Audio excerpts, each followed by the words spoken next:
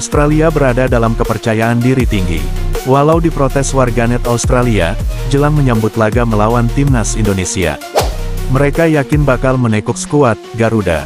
Mari kita bahas. Tekanan bagi Australia tak lain adalah badai cedera yang tengah dihadapi. Tercatat ada 8 pemain kunci yang mengalami cedera. Situasi ini jelas kerugian besar bagi tim besutan Tony Popovic. Timnas Australia tidak bisa diperkuat beberapa pilar penting yang masih belum pulih dari cedera. Pemain-pemain yang cedera antara lain Harry Souttar, Nestori Irankunda, Jordan Boss, Thomas Deng, Riley McGree, Connor Metcalf, Hayden Matthew, dan Alessandro Circati. Kini, timnas Australia harus memutar otak untuk mencari pengganti Harry Souttar di lini belakang mereka saat menjamu timnas Indonesia. Apalagi sang pelatih, Tony Popovic belum lama ini merasa bek berusia 26 tahun itu tidak tergantikan. Absennya Harry Souttar membuat timnas Australia harus mengandalkan pemain lain. 2 bek gaek pun diperkirakan akan dimainkan saat menjamu timnas Indonesia.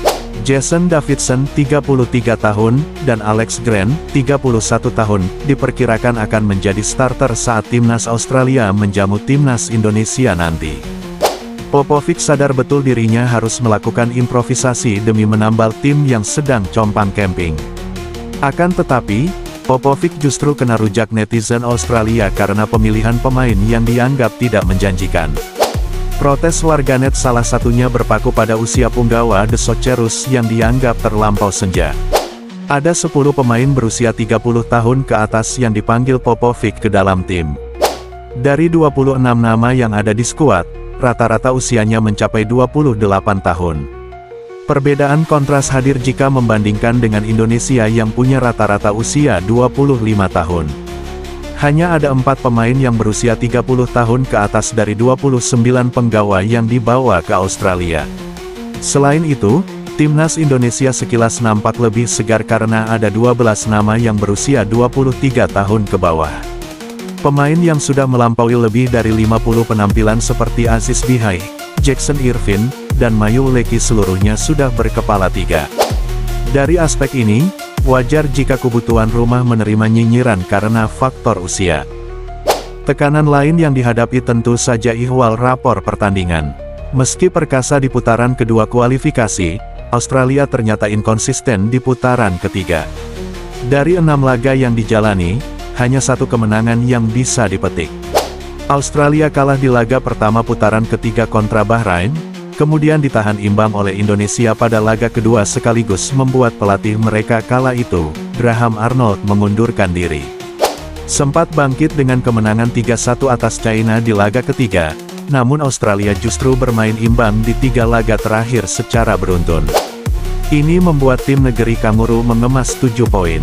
Melihat rapor, Indonesia sebenarnya tak lebih baik dari Australia. Sebab tim Merah Putih menelan 2 kekalahan, 3 imbang, dan 1 kali menang sehingga memperoleh 6 angka. Namun kemenangan 2-0 atas Arab Saudi seakan jadi gong bahwa Indonesia punya modal besar untuk bersaing.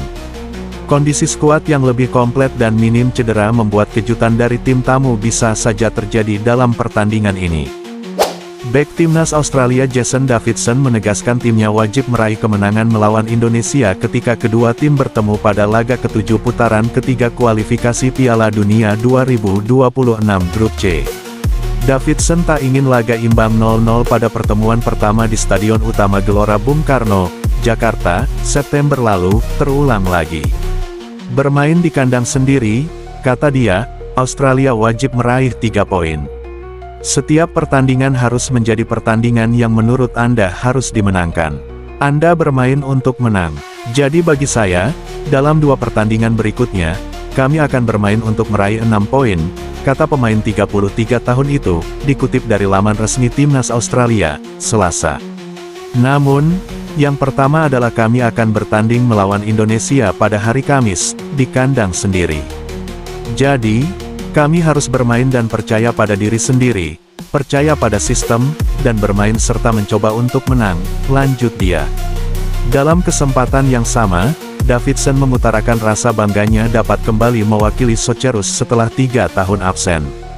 Terakhir kali ia membela timnas Australia pada tanggal 1 Juni tahun 2022 dalam laga persahabatan melawan Yordania yang mereka menangi dengan skor 2-1. Untuk mengetahui berita terupdate, jangan lupa subscribe channel ini.